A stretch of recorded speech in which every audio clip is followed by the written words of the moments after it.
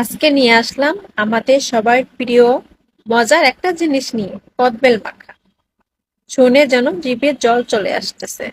ছোটবেলায় সেই টক মিষ্টির কথা আবার মনে করে দিই। কদবেল মাখা, Flashback. এই কদবেলটা বাজার থেকে এনেছি, একদম টাটকা ছিল।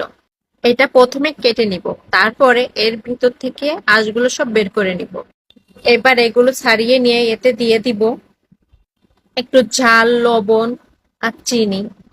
এতে যেন টক টক ঝাল ঝাল একটু মিষ্টি একদম নিজের মতন করে লাগে।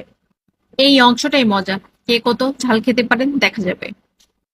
ওয়াও, টক ঝাল মিষ্টি তিনটা জিনিস অসাধারণ স্বাদ। ও হ্যাঁ, তোমরা কিভাবে কদবেল মাখা খাও অবশ্যই কিন্তু কমেন্টে জানাবে। চলো এবার কদবেল মাখা শুরু করি।